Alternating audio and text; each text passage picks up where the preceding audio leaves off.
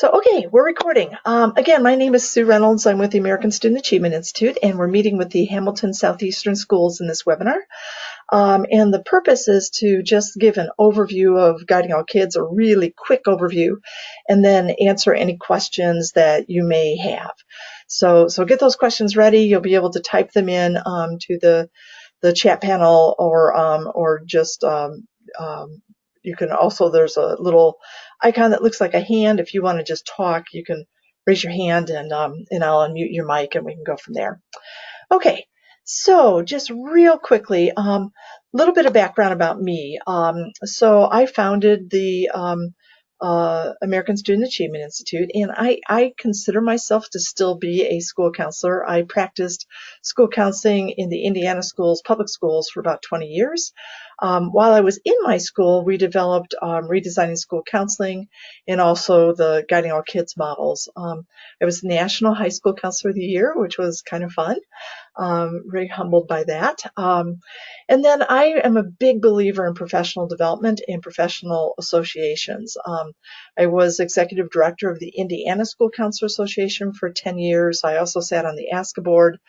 When I was on the ASCA board, I proposed the ASCA National Standards, and I also founded and chaired ASCA's first developmental school counseling task force. Believe it or not, developmental school counseling, when it started like 15 years ago, it was very controversial, and we were able to help folks understand that developmental school counseling was really kind of a nice way to go. And I chaired ASCA's National Leadership Development Institute, where we trained the president and president-elect from every state in the redesigning school counseling model. So that was kind of fun. I know a lot of you from my years at DOE as the school counseling consultant there. And when I was at DOE, we wrote the state standards for school counseling. And we also started the Gold Star School Counseling Award when I was at DOE, which also was a little controversial when we first started. So that's just a little bit about me. And what I really wanted you to see was that I am a school counselor. I still consider myself a school counselor. I'm just practicing in a different way by providing professional development for counselors. So yeah, that's me. So a couple of things about our foundational beliefs. As counselors, we know that school counseling impacts student achievement, but for the longest time, I had a kind of a difficult time explaining why that happened. And finally, about, 7, maybe 10 years ago, it came across to us that this light bulb went off, that the way school counseling impacts student achievement is that we help kids make better choices in areas that impact achievement. So basically, we believe that when we're starting to design a school counseling program, we need to start with the school's academic goals in their school improvement plan. So the very first thing that y'all will do as you have discussions locally is your school will pull out what's the academic goals in our school improvement plan. And then you'll have a discussion where you say, okay, in order for us to reach those goals, in a high school maybe, in order for us to increase the percentage of students who are succeeding in AP, IB, or dual credit courses, or in a middle school, in order to increase the percentage of students who pass the algebra end of course exam in 8th grade. In order to reach those academic goals, what choices do students need to make? There's choices like they need to, come to school. They need to choose to enroll in rigorous classes. They need to ask for extra help when they're confused. And then once we know what those choices are, then we can look at, okay, how do we design the school counseling program so that we help kids make those choices? How do we design the school counseling program so kids choose to come to school? So kids choose not to bully or choose to take appropriate steps when they witness bullying, to choose to do a campus visit. So we look at how do we provide students with the opportunities that they need, with the knowledge they need, the skills they need, the information they need, and then we design the school counseling program around that. That becomes the guidance part. And then we also know that some students have social personal issues that are interfering with their ability to make all sound choices. And so then sometimes we know that in our school counseling program, we need to address those social personal issues that kids bring to school in order for them to make sound choices. So the one thing I would like you to see on this slide is that the whole school counseling program is focused on helping kids make targeted choices in key areas that are going to impact student achievement. So just like a career counselor helps students or helps their clients make good choices in areas that will benefit their careers, it's the same thing as school counselors. We're helping kids make good choices in areas that will benefit that will enable them to make sound choices and improve achievement. Okay, the other foundational belief that I just wanted to make you aware of is that we believe strongly that guiding your community's young people is a community responsibility. It's not a school counselor responsibility. It's not just a school responsibility, but really guiding youth is a community responsibility. So that's really foundational to this whole GAC initiative. Okay, very quickly, let's look at what GAC is. So in a traditional school counseling program, and your school counseling program might not be traditional, but this is the model that we've been working away from. So, or just working to build upon. So in a traditional model, school counselors implement activities that may or may not be related to school counseling. What we find in a lot of schools is that counselors do activities that have absolutely nothing to do with guiding students or providing counseling for students. So in a traditional model, there's a high percentage of time that's spent doing things that have nothing to do with school counseling. So in a traditional model, school counseling activities are based on a hunch about what kids need. In my own practice, before we started using data, we would think, I think kids need this, and so just based on our observations, but we really weren't looking at data to back up those hunches. In a traditional model, activities are not coordinated throughout the district, and that's really important because, like, if students go to one middle school with one set of counselors, they may get an entirely different school counseling experience than students who go to another middle school, or two different elementary schools are offering different services. Imagine if we taught math that way, where the math that you got was dependent upon which middle school you happen to be enrolled at. So we really want to make sure that across the district that students are getting some activities in a similar manner, no matter what school they go to. And then also in a traditional model, some students receive more counseling services than others. It tended to be that students whose parents went to post-secondary and their parents were engaged, tended to say to their students, it's about time that you start thinking about financial aid. We want you to go see your counselor. So the parents are initiating that. Or it may be that a student is engaged in special education, and as part of their program, they have an annual case review every year, which is really a guidance appointment. And then also we find that troublemakers will tend to get more counseling services because somebody will say, go see your counselor, you need help. But not every student in the building was receiving counseling services, so school counseling services. So we're trying to kind of change that now in redesigning school counseling, and then in a big way in guiding our kids. So in redesigning school counseling, which is actually the first year of guiding all kids and will lead to the Gold Star Award and the ASCA Ramp Award. So in RSC, school counselors study student data and identify areas where students need to make better choices. And then school counselors implement targeted activities. So the only difference between RSC and Gold Star and GAC is that in GAC, or Guiding All Kids, we're involving the entire community. So the community now is going to study student data and to help identify areas where students need to make better choices. So we've got community discussions, community buy-in, community involvement, and then We have multiple organizations that are implementing in a coordinated way targeted activities to help kids make those targeted choices. So all of a sudden, and this is what I loved about the program as a school counselor, all of a sudden it wasn't just me implementing guidance activities and counseling activities. It was the Kiwanis Club that was helping me do that, and our Chamber of Commerce that was helping us do that, and our parents' organizations that were helping me. All of a sudden, instead of just having just a set of counselors, we had a group of organizations that was working in a coordinated way to provide coordinated activities to help kids make those targeted choices.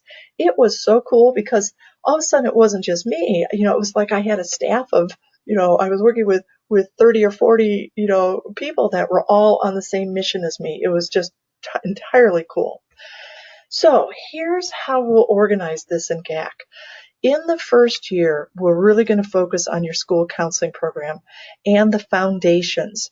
So in the first year, we'll create all those foundations, your goals, your root causes, the targeted choices, your vision, and the activities then that counselors will do.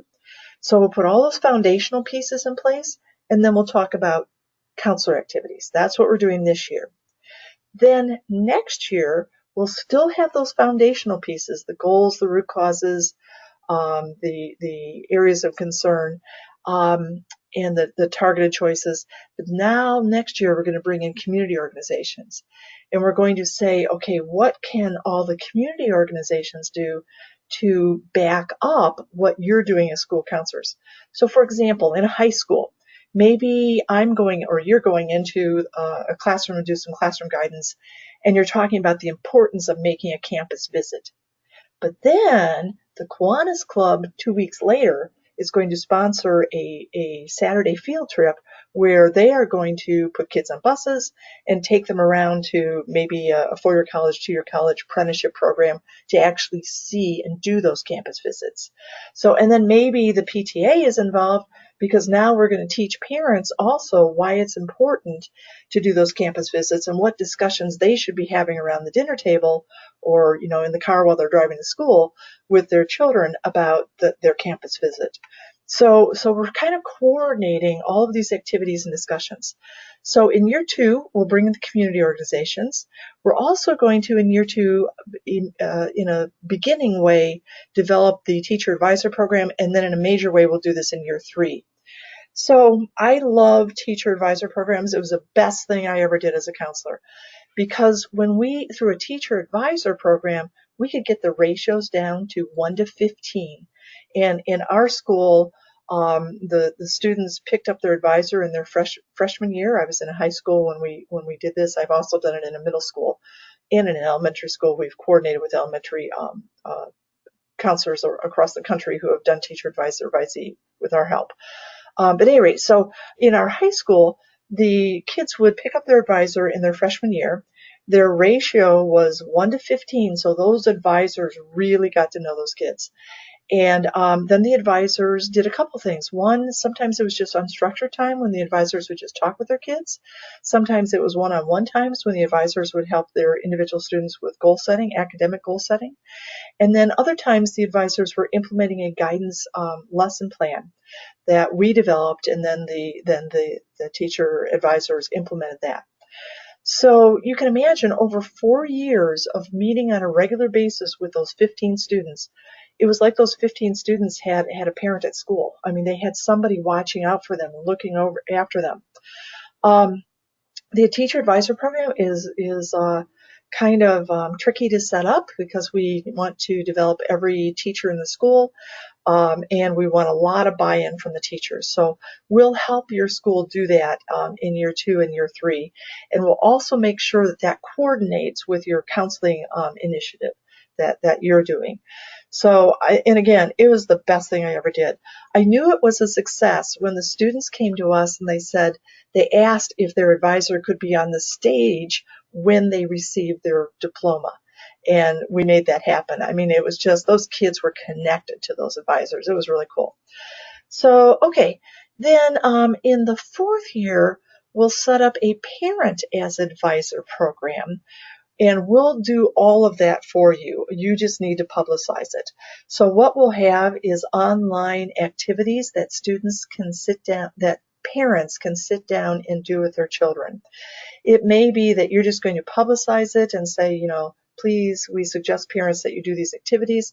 Or it may be that you bring the teachers, you bring the parents and their children into your school when you're there, into maybe a computer lab, or you say to everybody, or if your school, I think your district provides computers or tablets, you say bring that with you, and they actually do those activities, during open house or sometime when they're in your building. And then the last delivery method is academic integration, and this will be one of the last things that delivery methods that we implement. And what that is, and again, it's very simple to do. What that is that you're just going to your academic teachers and you're saying, is there a place where you could work in one of our guidance targeted choices into an into your academic instruction? For example, we wanted our students in our high school to understand all the different types of post-secondary education. And so in our econ class, which was a required class in our school, our econ teacher, instead of doing the book problems on opportunity costs, they had the students do a project where they applied the concept of opportunity cost to a post-secondary decision. Just another quick example, keyboarding was a required class in our school. Instead of having the students type a little paragraph as a warm-up every morning that was just something out of the book, we provided a little paragraph about something to do with career development. So every day when the kids typed their warm-up, they were actually typing a little tiny guidance activity. So yeah, there's all kinds of ways that you can integrate guidance into the academic curriculum. So those are the delivery methods. I want to talk a little bit about the organizational structure because I know that's what you guys are doing right now. And I'm going to talk about what we're doing now and then talk about what's coming up. So the steering team is what we're organizing right now. And what I would like to help you understand about the steering team is, one, there's just 6 members. 2, their job is to manage change. They are not decision makers. They're just managing the change process. And they're the worker bees. If you are a member on your steering team, you're going to, not now, but later, volunteer to take on one of these 6 jobs. And when you come to the trainings, there will be like a homework assignment. So, at our first workshop with the steering team, the data collection point person is going to have some heavy tasks to do, and then later their tasks will be light. When we get to recruiting the council, there's one person is in charge of that. That doesn't mean that they do all the work. It means that they coordinate the work. So if you are not on the steering team, I don't think that's a big deal because you will be invited to be on the council. The council is a large group. They are the decision makers, and we want lots of different perspectives on that group. That makes those decisions really rich. So all the counselors will be invited to be in that council. There will be teacher representatives, parent representatives, parents of free and reduced lunch students, parents of high ability students, all different kinds of parents. Folks from economic development in your community, faith-based organization, youth-based organization, service clubs, parents. So these will be the folks down the road that we hope will volunteer to become partners and actually implement part of the program in one of those 5 delivery methods. So the council are the decision makers. So what the steering team is going to do is just lead discussions that council will have. And then the council will look at data, they'll have discussions, we'll hear all these different perspectives, and then we're going to make really rich decisions that the council will make. So again, if there's 2 counselors in your building and one is serving on the steering team and the other's going to jump in at the council, it really doesn't matter because the decision makers are at the council level. That said, if you want to talk to us about having a seventh member on your steering team and bringing in that other counselor in your building to both of you sit on the steering team, we can do that on a limited basis. So call me if that is something that you'd like to chat with me about doing. But again, from my perspective, the important thing, if I were you, is being on that council, because that's where everything's going to be talked about. That's where decisions are going to be made. Then later, for each of those delivery methods, we'll have a delivery method manager. The only one we're going to set up this year is the school counseling delivery method manager, and that's usually whoever the chair or the lead counselor is in your building. And then later, when we set up the teacher advisor program, we'll have grade level coordinators, but this isn't going to happen until much later. And by the time we get to that, we'll have lots of buy-in across your school and your district, in your community. One other question is that I always get is, do we want a steering team for every school? Do we want a council for every school? And the answer is absolutely, because the students are different in every school. Every school will be looking at its own data set. And then also the politics is a little bit different in every school, and in each community. So, we want really for this organizational structure to be set up at the building level. That said, we're working with Brooke to look at what points do we need to have some coordination between the schools, and that will be built into the process. Okay. So also in this process, there'll be a way for you to have your ideas trickle up to central office, and then there will be a way for central office's district-wide initiatives to trickle down to you. We'll make sure that happens in a timely manner, so that if there's something, say, that central office wants all schools to do, you'll get to know that when you need to know that in the process. And vice versa, after you've kind of done your work, everything will trickle up to central office, and then central office will be able to decide, oh, is this an area where we could help the schools, because kind of everybody's doing the same thing. So we'll help those discussions happen as well. Just wanted to point out that we're aligned with everything ASCA. A lot of times we get questions from counselors about ASCA uses these terms: responsive services, individual planning, classroom guidance, system support.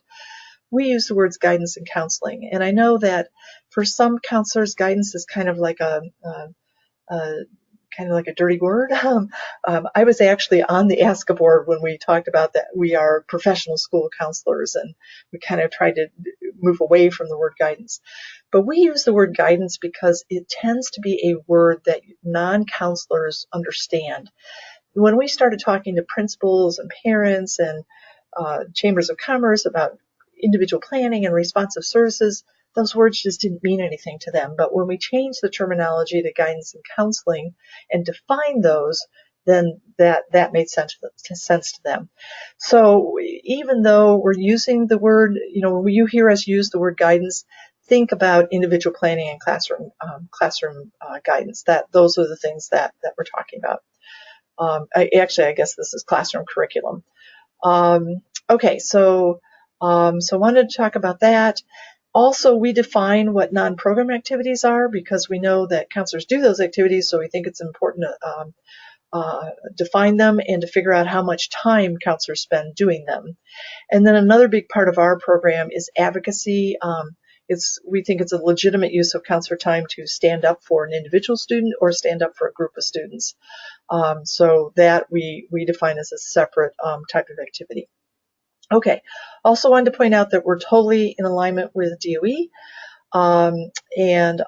When you finish your first year of Guiding Our Kids, you will qualify for the Indiana Gold Star School Counseling Award, and also the ASCA RAMP Award. We helped negotiate an understanding between Indiana and ASCA that the Indiana standards were actually more rigorous than the ASCA standards, and so when you get the Gold Star Award, you automatically get the ASCA RAMP Award. Okay, just very, very quickly, and then we'll take questions. We're going to provide you a ton of tools that you need to do this work. Anything where we could save you time by developing a tool, we developed it. And if there's a tool that you need in the future that you think would help, ask us. And if we can, we'll definitely create that for you. So you can see you're looking at an online system for guiding all kids, and this one happens to be for Fishers High School. I wanted to point out that in this online system, there's a step-by-step process. So when your steering team meets with us in the next week or two, there will be they'll open up a system that looks like this, and they'll say, okay, here's your activities for November. They just go through the steps. They check off the steps when they've done them, and then they submit them to us, and then we look at them and provide feedback. So the process is very defined. What you do with the process is not defined at all. So where your school goes with this, if you want to have 6 priority goals or 1 priority goal, if you want to have a teacher advisor program that is really comprehensive and the advisors are meeting with kids every week, or maybe they're just meeting with kids once a semester or once a marking period, there's a lot of flexibility in where you go with the process. But there's less flexibility in the process itself, because we've discovered that when you look at this set of data, then have this discussion, then look at this set of data, then have this discussion, that tends to work well to get you where you want to go.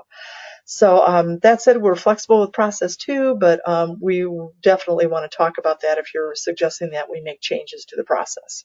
We know the process works. We have lots of evidence of that.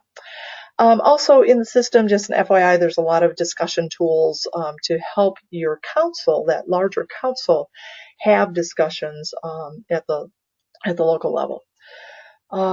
So that's just kind of a blow up of what those discussion tools look like. So, okay. And then one other tool that I wanted to just mention to you, you are going to be asked to do a time use log. And I just wanted to let you know that as a former school counselor, I understand that those things are kind of a pain. We have a brand new tool that we're just launching for the first time this year. We've always had this be a paper and pencil tool, and now it's an online tool. So the computer is going to do all of the tallying for you. In the first steering team meeting, we'll teach your steering team how to use this, and then they'll teach you. But I think you're going to find that it's because it's online and it's doing all the calculations for you. I think you're going to find it's not too as time intensive as using a paper time task log. And then there's all kinds of really nifty reports that you can get out that kind of help you understand. The main thing we're looking for is how much time you're spending on those non-program tasks. Down the road, we want to present that data to the council, and we want to ask the council, is this okay that your counselors spend 50% of their time doing things that have nothing to do with guiding or counseling kids? The council is likely to come back and say, well, what are they doing then? And we'll have your steering team all set up to be able to say, here are all the non-program things that our counselors do. And at that point, the council will say, in most cases, this is unacceptable. Let's really brainstorm. We'll set up the discussion so we get to brainstorm how to remove those non-program tasks for the counselors. I can tell you in my own school when I did this, I started out spending 90% of my time doing things that had absolutely nothing to do with guidance and counseling. And when we finished this process, I was only spending 10% of my time. Teachers spend 7% of their time on a little study that we did. Teachers spend 7% of their time doing things that have nothing to do with teaching. And so we're kind of thinking if we can get down with counselors spending about 7% of their time on things that have nothing to do with guidance and counseling, that would just, we think, be fair. So, and would get you a lot of more time to spend with kids and parents so that you could do the things that you're qualified to do. So, okay, now I wanted to tell you that because I just wanted to say, I understand that these time use logs are a pain. But I can't tell you how important that data is going to be later in the year. And I think that if you don't take the time to do this now, later you'll feel like you had a missed opportunity to really advocate for your school counseling program, especially to advocate for more time. So, okay, just wanted to say that. One other little tip on this, our counselors found in our building, is that if you fill this out the day ahead of time, just like a doctor would fill out their schedule, ahead of time, it really helps you to gain control over your day. And I think that's really what helped us to move from 90% of our time doing non-program tasks to just 10%. So, okay, now I don't want you to worry about this now, but I did want to make a pitch when I'm talking to all of you as counselors about why this was so important. Later, when your steering team comes back, they'll talk with you about this. So, and we'll be on hand. Your school, by the way, will have a person from our team assigned to you. Your steering team will have the ability to just call anytime and ask us a question. So if you have questions, talk with your steering team members, and then they'll call off if it's something that they can't answer. So, okay. Benefits for counselors. There's so many tools in this. There's a searchable lesson plan database. After the student survey is given, you'll be able to go into our system and say, give me a list of students and their email addresses for kids who said that they get D's and F's on the report cards and don't know where to find extra help. And then you can just send them an email and say, here's where to find extra help in our school. Did you know that? Or you could call those kids in for lunch and meet with them, have pizza, meet with them after over lunch, and explain to them where to find extra help. There's so many ways you could say to kids, ask our computer for a list of kids who get A's and B's on a report card, who are planning to go to a four-year college and are not planning to take an AP, IB, or dual credit course. And then you could shoot them an email and invite them to meet with your AP teachers to do a quick little program about what is AP about. So that is all FERPA compliant. We've been through that with several attorneys, and we're good on that. So the other thing is that your counsel, once they start understanding what school counselors do, they are going to love you, and they will, they're going to understand. They're going to look at student data. They're going to understand what needs kids have and the qualities that you have, the training that you have that makes you able to address those needs. The council ends up being huge cheerleaders for school counseling. Also, you'll be able to have program data that show the impact that you have as a school counselor on academic achievement and student choices. That data is huge in terms of advocating for time and positions. I've talked about, have that on there twice. It's important. And then also you're going to get help in implementing your program.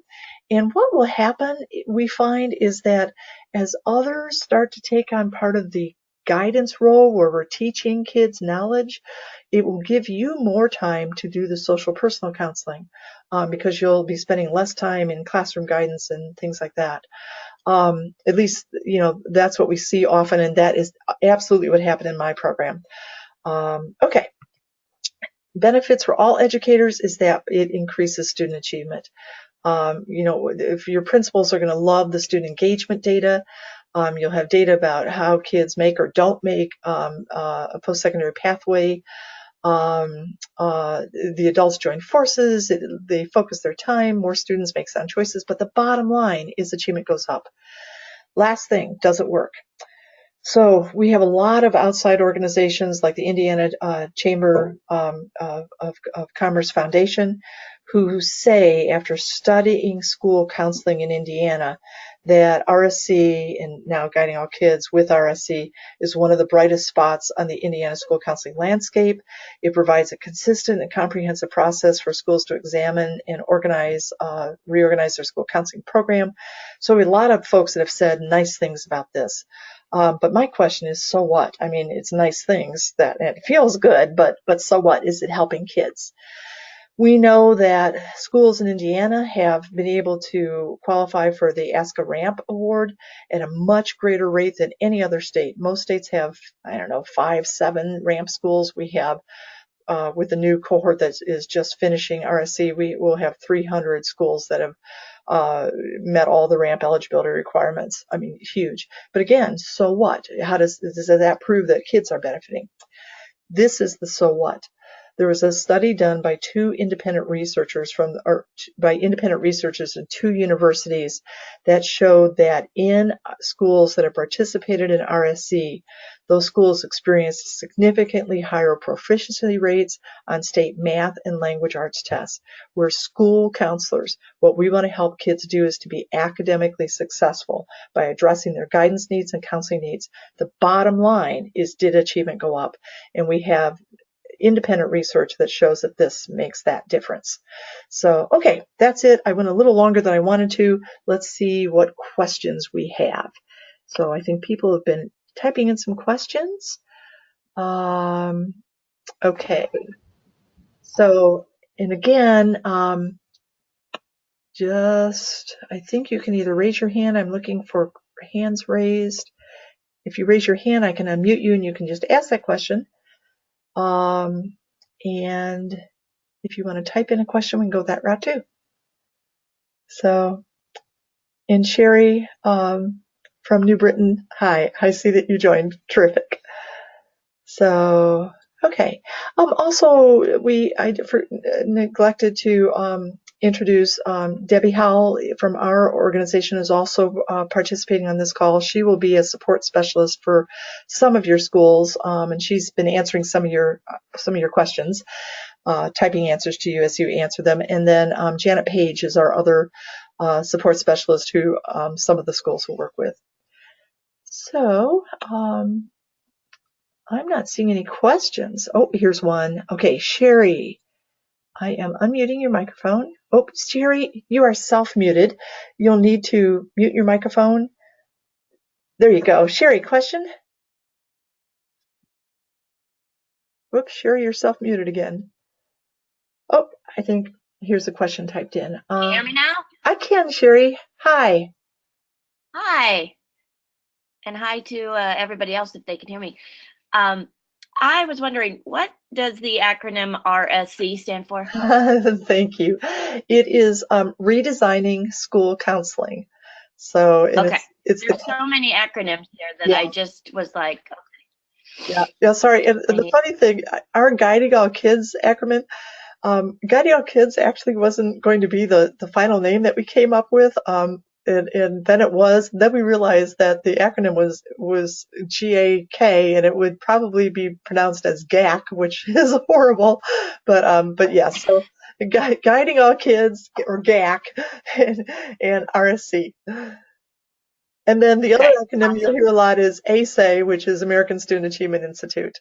Our organization, by the way, was founded by Indiana school counselors. So yeah, and then we've been around for about 20 years. So good question.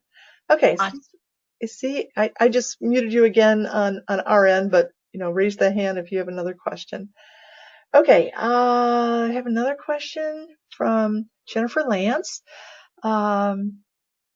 Should we be able to see the questions as they're being asked? I don't think that's a good question.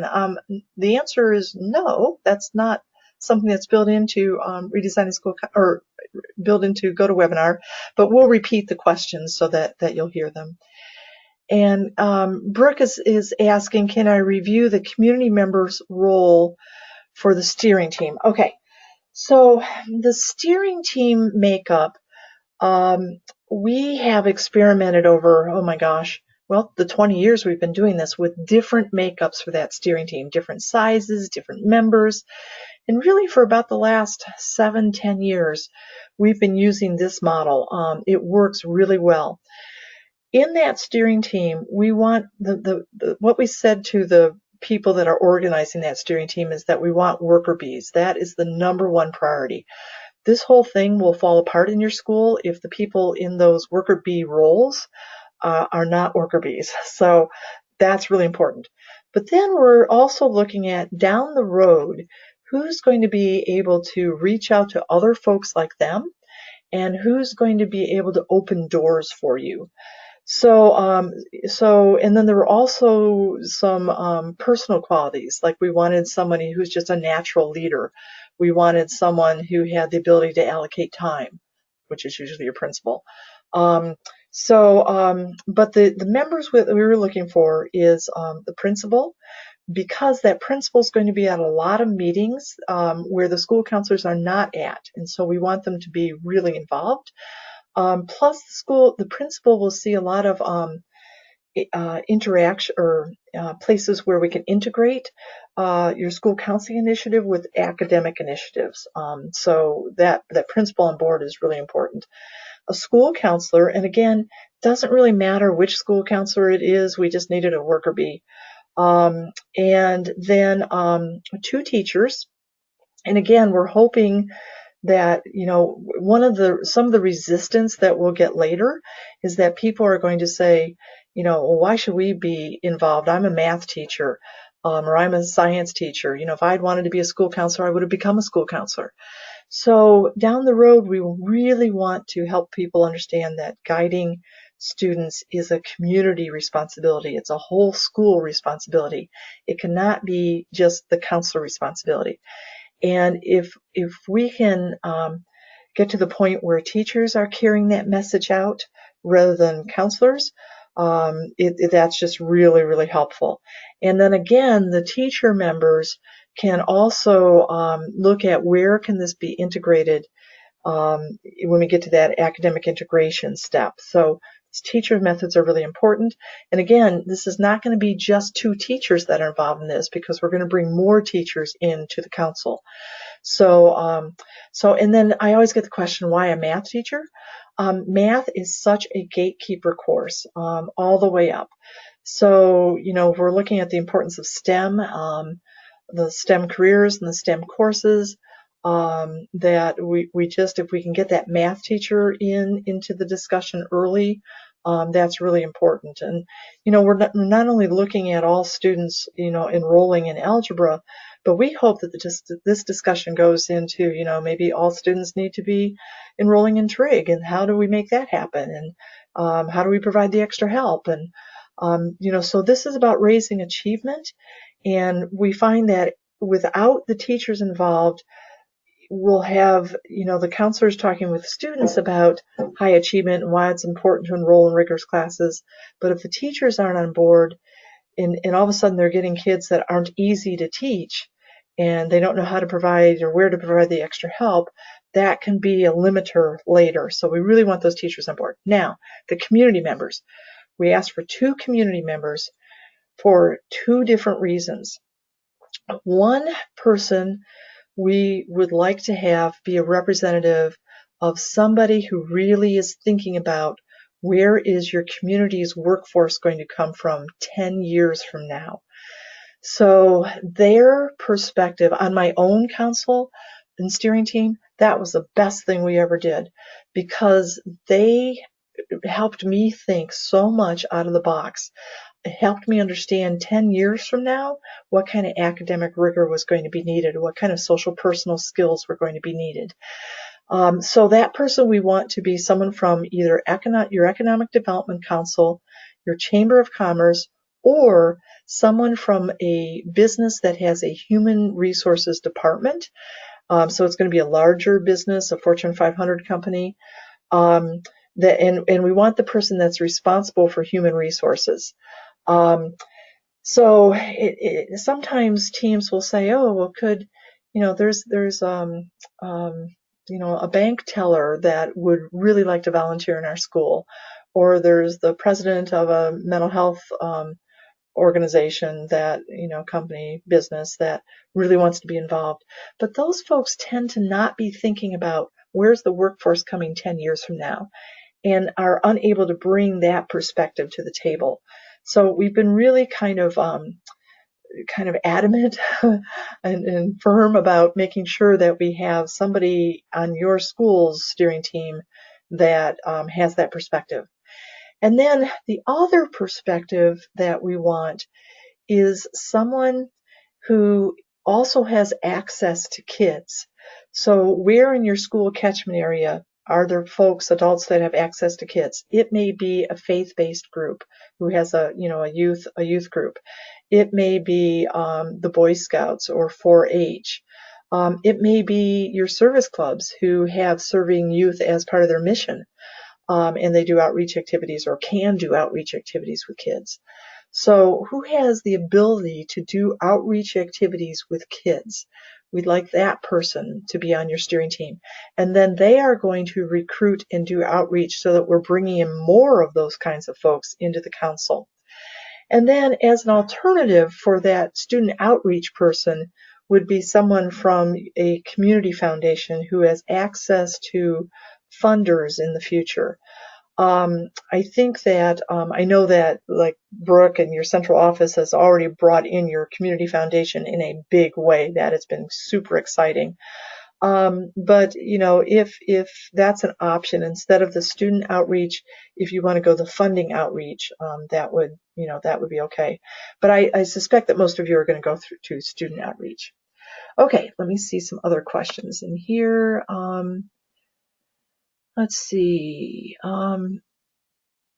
Okay, I think Matt Swaim is saying, I think it is really important that we line this initiative with our PLC time. How can we make sure that to use our PLC time to help the steering team committee do their work? Brooke, do you want to jump in? And I understand you guys, I think it's really neat that you have that PLC time. Brooke, what's your thinking on that? I'm kind of putting Brooke on the spot, and let me make sure that I have Brooke unmuted. Nope, I got Brooke muted. Here we go. Brooke, some thoughts? Yeah, so yes, they will be able to use their PLC time to do a lot of the work that they need to do from their steering teams. Okay. So that's on Brooke's radar. And again, Matt, I love that question because when you guys ask us questions like that, if it hadn't been on our radar, then we get to think about it. And if it would make sense for you, then, absolutely we want to do that. So, and in talking with Brooke, I know she is the same way. So, so keep those questions coming and suggestions and resources that you might need. That's good. Another question from Sherry. Is the steering team included in the numbers of the council? Usually the steering team members want to sit in on the council meetings and will become council members as well. Yes. And also that gives the council members to be a chance to be part of the decision-making body. So that's good. So yes, people can be on the steering team and on the council, and usually that is what happens. Okay. Then Jessica Sullivan is asking, I understand that the steering committee and council will be making decisions for each building, but will some things be decided at the district level? For example, who the school testing coordinator will be for all buildings, or a common character education program used throughout the districts? So the answer to that question is yes. So this is the way that will happen. So we'll be meeting with your central office folks, and I believe that Brooke is planning on putting together a team of central office folks. So this is a grassroots movement, and we find that it works very, very well when a lot of the discussions and the decisions are made at the building level. Again, the students are different in every school, and the politics are different in every school. So we really encourage a lot of building level discussion. However, we'll be meeting with Brooke every time we meet with the schools. And what we'll be saying to Brooke and her team is, gosh, let's look at all of the aggregated data from all of your schools, and we'll aggregate all of your schools' data for Brooke and her team. And there will be times, let's just say it's the goal step. There will be times when then Brooke is looking at that data and she'll be saying, gosh, both of the high schools are doing planning to do a career fair, or have this as, let's say it's the activity step. She'll look at all the schools where they're going, and she'll say, oh, both of the schools are deciding to do a career fair. I'm going to, call those schools and point that out and suggest maybe they could work together. Or she might say, look at the middle schools and see that, all but one middle school is having the students do a four-year high school course plan. I'm going to call that one middle school and point that out to them and see if maybe that's something that we want to do. that they would like to do. Another thing that Brooke could do is she could say, oh, both high schools are doing a college fair. Why don't I take on that responsibility, or somebody at central office take that responsibility, and we'll just have one career fair. The high schools won't have to worry about organizing it. I'll do that, or somebody at central office will coordinate that, and we'll just, we'll rotate between schools, and we'll just bus kids from one school to the other school. I don't know. So there may be places where, Brooke, the light bulb goes off. We could help the schools do this. There's enough commonality. Now, there will be other times when Brooke, again, she's going to look at all of the aggregated data. There may be times where Brooke looks at the data and says, I'm going to give another high school example, and I apologize to the elementary, so we could give those examples as well. But the one that just popped in my head was that Brooke is looking at all the data, and her team's looking at the data, and she's seeing, oh my gosh, we have in our district 3,000 free reduced lunch students, and a very small percentage of them are completing the FAFSA. And she and the group at central office may decide, we just want this to be a district initiative, that we're going to go after those 3,000 kids and that are free and reduced in our district, and or that would qualify for free and reduced in our district, and we're going to make sure that in both schools we're talking to those kids about FAFSA. That's going to be a district initiative. So what will help Brooke do is, before you get to the step where you're doing your activities or your goals, she will tell you, this is something we'd like to be as a district initiative. So all through this, we'll be helping data trickle up, we'll be helping initiatives trickle down, and we'll get that all coordinated. We've done RSC with many districts, and have helped districts coordinate that. And again, the goal is that it doesn't matter what school kids go to, everybody gets the same initiatives. So I hope that answered that question. I guess the short answer was yes, and that was the long answer. Let's see. Let me go back up. That was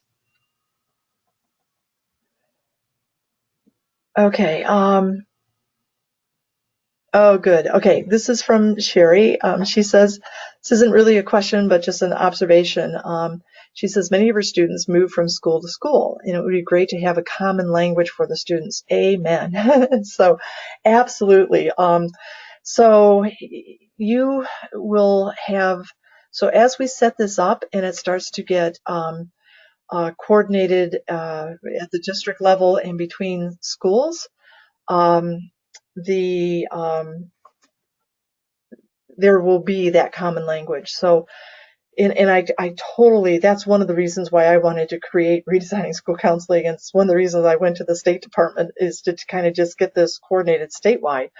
But your language, through this, yes, you will all have a common language.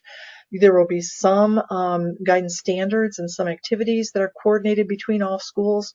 We can even coordinate the time of year that those activities happen.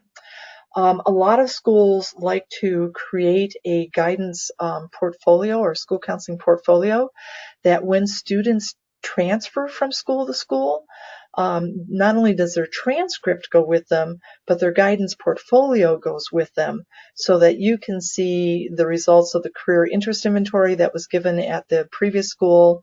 You can see the students, career goals, their post-secondary aspirations, all of that is recorded in their school counseling portfolio, and then that just travels from school to school with them. So yeah, absolutely. I'm with you 100%, Sherry. Okay, that is, I believe, the end of the questions. Let me see if we have any other hands up. I'm not seeing any, and let me check in with Brooke. One other thing about our organizational structure, so we try to work very, very efficiently. Brooke is my point person that I'm working with, and then I also work with our staff of school support specialists. Each of your school support specialists will, each of your schools will have a point person on our staff, and that will be their contact person. So Yeah, so we have this really kind of organized communication plan, which is very, very efficient. As needed, our staff will bring ideas to me that you've brought to them. As needed, I might talk directly to your school, but normally I'll work with Brooke, and then our team members will work with the schools. That way, we're not duplicating efforts, and we're not mixing up messages. So yeah, it just works really, really well. So, okay, Brooke, I'm going to unmute you here. Anything else? Hey, we have one more question, Sue. Okay. I typed it, but what should we expect this first year? I'm sorry, say again. What should we expect this first year to look like? Will it mostly be data collection and review of that data and then implementing the model? Okay, so this year, actually, let me see if I can go to the online system. Okay, so we're looking at Fishers High School's online system. I'm going to go to the process page, so I'm coming over here, clicking on process. And here's what the schools will be doing first year, so we can just run through this. So in November, the very first thing we're going to do is get this organizational structure set up. So they'll be recruiting the council members, we'll be delegating tasks on the steering team. It's just about getting organized. Then in November, December, we'll start collecting data. At this point, there'll be one person on the steering team that's responsible for this, but everybody will be helping them. And they also may come back to school and say, I need some help. Will you help me do this? Even though you're not on the steering team, they may put together a little task force to do a task. So we're collecting data in November and December. We'll be giving the student survey then. We'll get started with the counselor time task logs. There's a student opportunities self-study where we look at what opportunities for guidance and counseling exist in your specific school and in your community. We also do a crosswalk with elements of model school counseling programs. That's a tool that we have. So we're collecting a lot of data to begin with. There's some self-studies that the Indiana schools, we're doing RSC in 41 states, and we've customized for the Indiana schools. So there's a couple self-studies that customize with Indiana programs. And then in December, they're building their council, so we're starting to recruit that. Then we have in December, let me just check these dates, make sure they haven't changed. Yep, that's true. In December, they'll have the first council meeting, which everybody is invited to, and we're just doing an introduction. It'll actually be a lot like what we're doing right now. So we're defining that terminology. So we're defining terminology, looking at what the benefits of school counseling are, just bringing everybody on board. Then the second meeting of the council, we'll talk about what does our dream look like? What do our dream kids look like? What does our dream school counseling program look like? What are the dream student behaviors? What's our dream achievement data? We just paint that vision. If you're a Malcolm Baldrige fan, this is getting all the arrows pointed in the same direction. It's not so much what we end up with. It's like the process of getting there that makes us realize we're all on the same page. You, the Kiwanis, the Boy Scout troop, the parents, everybody wants the same thing. It's a really powerful discussion. Then we'll look at goals. Those will be student choice goals. And in February, we'll do that. And what we'll find out is that there are way too many student choices for you to focus on all at once. To be successful in school, students need to make like 70 or 80 different choices. I mean, it's huge what successful kids have to choose to do in order to become successful. Like coming to school, turning in their homework, paying attention in class, doing a campus visit, not punching somebody when they're mad. There's just a bunch of choices they have to make. So it'll be too many choices. So this is the key meeting. In February, we'll say to the council, here's all the choices that you said you wanted kids to make, but here's the reality. The school counselors only spend 20% of their time with kids and parents and 80% of their time doing all this other stuff. So we'll spend some time at this meeting talking about how to get more resources, especially time. And then also funding, of course, and other resources, material supplies. But we'll look at increasing the resources, and then we'll say, okay, with those increased resources, how many of those goals can we realistically tackle? I'm happy if it's just one. Normally the schools will do 3 or 4. In future years, as you're adding these different delivery methods, you'll be able to tackle more. But we'll define in this year which ones we want to tackle and which ones we're going to tackle now, and then which ones we're going to tackle through the teacher advisor program or through the community-based guidance. We'll get that all mapped out into a big map. Then we'll look at why kids don't make those choices. This will come from your survey data. It tends to be that the kids don't have the knowledge they need, the skills they need, or the opportunities. And the survey will spell that out so we know where to tackle, what to tackle. Those are root causes. Then we're going to explore the delivery methods and activities, and you'll get your delivery methods all set up. And then we'll move over to the first delivery method, which is the counseling delivery method. And we'll talk about getting ready to implement those activities next school year. So this is a planning year. We're really hitting the foundations this year. We're talking about all the activities that we're going to put in place, who's going to do what, and then we'll talk about launching the counselor activities. Now, I can tell you that probably 80% of the counselor activities you're already doing. So it may be that you're going to let go of some activities because they don't align with your goals. You know, you've just done it out of tradition and not because it's really focused on what your kids really need. Maybe it's something that was, you know, dealt with what kids need, but as you looked at all that data, you found out the kids have a bigger need. And so you're going to let go of something you're already doing to tackle that bigger need.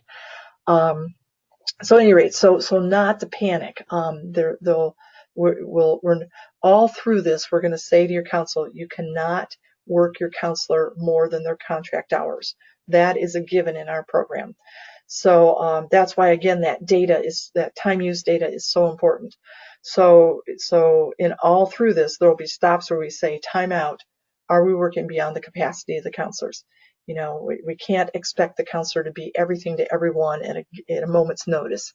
So not to worry about that the whole process is designed to fit within your contract hours. So unless you want to work beyond contract, then of course, you know, you can. I know a lot of counselors like to do all their management stuff after hours so they can spend time with kids in hours. So, okay. But yeah, so that's what we're doing this year is setting up the foundations and then getting the counselor activities ready to go. So the foundations, there will be 6 discussions with that counsel. The first one's the introduction. The second one is goals. Then expanding resources and priority goals, then your root causes, and then the 5th discussion is about your activities.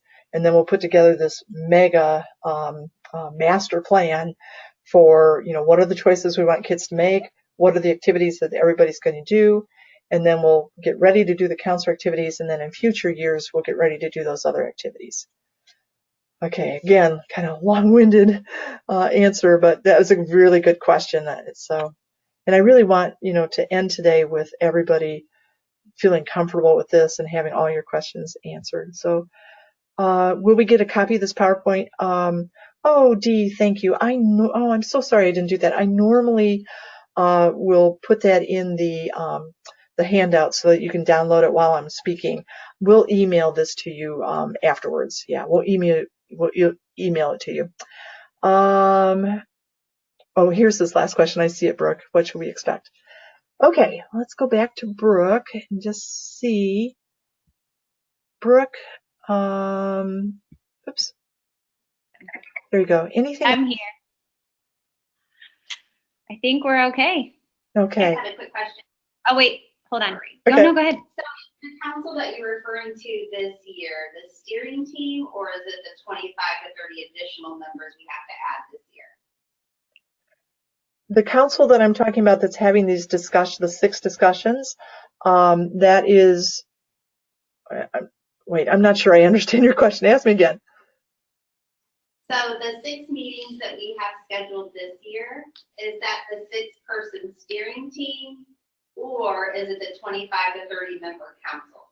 That's the council. So the steering team is being trained, if you will, or helped to facilitate those 6 discussions. So when we meet with your steering team, we're going to walk through those discussions. We're going to talk about, we'll model how to facilitate that discussion. We'll predict where resistance might come from. We'll talk about things that are hard to explain. But the steering team then facilitates those discussions that the council will be involved in. So I think, Sue, I think your question, Marna, was those dates that you already have. Correct. Those are for the steering team. Correct. That is the steering team. And then at the first steering team meeting, one of the activities that we'll do is we'll ask you to bring your school calendar and your personal calendar with you. And at one of the first meetings, we'll give you windows of when those council discussions need to happen. It's like a 3-week window. So we'll get those each school will set those council discussion dates when we meet with you for the first time. So another question I've had from one of the Hamilton Southeastern schools was someone just pointed out, man, there's a lot of talk time here. Is this really necessary?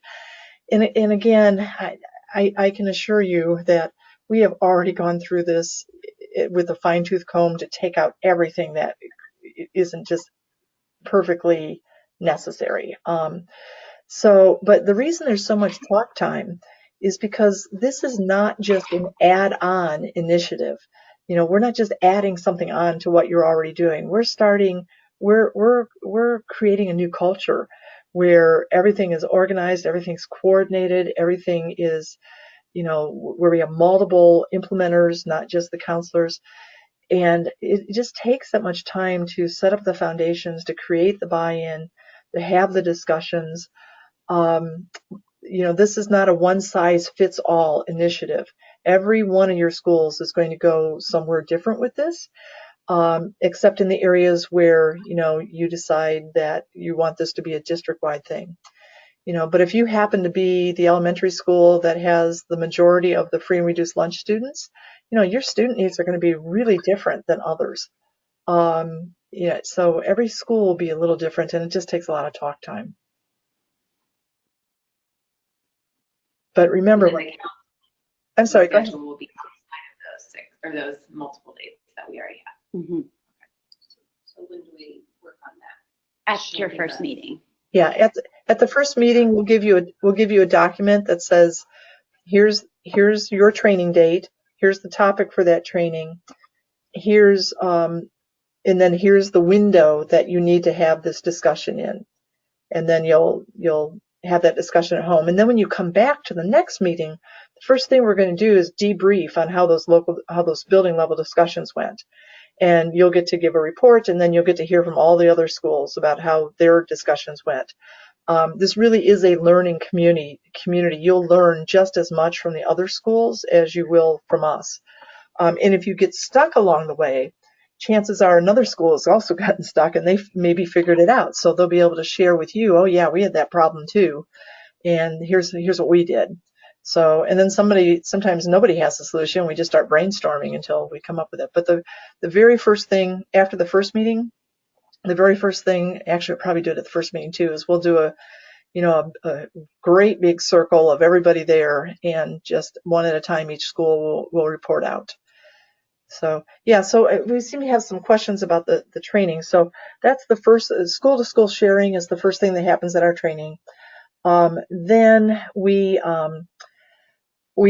will introduce some topics, and then, I try not to talk for more than 20 minutes, but then there will be work time. So we'll do steering team work at the meeting. So we'll talk about the calendar, for example, and then we'll say, okay, in the next 20 minutes, everybody get your calendars out and set the dates for your council discussions. And then you'll have team work time to do that. And then later it will be things like, who figure out, how this is going to work when you get home, and you'll have that discussion. That's why it's really important that all 6 steering team members are there, because every person has a different role on the steering team, and we just need everybody there to help coordinate this stuff. So That's really important. So then the other thing we do after that is we also do a lot of leadership development. So we'll be teaching your steering team like how to address resistance. What are the stages of change? What on team development? Typically on any team development, there's a point where the team members start to not get along, and we kind of have figured out in our process when that happens. You maybe have heard of forming, norming, storming. But yeah, so we address that. So there's team development activities as well. And then the last hour is hopefully the last hour is unstructured time, where the team can either choose to go home or they can have a team meeting right there, and then they don't have to worry about reconvening that team to have a discussion when they get home. So yeah, so it works really, really well. I love these meetings. I love getting together multiple schools because there's such a richness in the discussions from school to school. The other thing you might have noticed is that when we put schools into groups in Hamilton Southeastern, we did that as pyramids so that the junior highs and elementary schools that feed into the elementary schools that feed into each junior high are in the same group as that junior high, and the junior highs that feed into each high school are in that group. We're hoping that some vertical articulation starts to happen, that during our workshops that the high school team might go to the junior high teams and say, if you guys could start this, if you could start a 4-year high school course plan in 8th grade, then we could just build on it in ninth grade and so forth. There's just so many places for rich discussion. So that's kind of what those meetings will be like. Other things, Brooke? Anybody else? I think we're good. Okay. So between now and our first meeting, I am your point person. So and then at the first meeting, you'll be working with a different person on our team. But do feel free to call me if you have any questions. And if you've ever talked to one of our staff people and you just feel like you need to call me as well, please feel free to anytime. But between now and first meeting, I'm it. So let me give you my phone number and my email address. I should have put that on the screen. Actually, let me go in and type this so you can see it.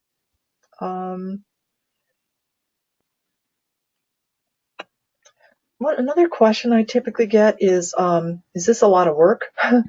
And if you talk to schools that have gotten Gold Star in the past, they will tell you it is a lot of work.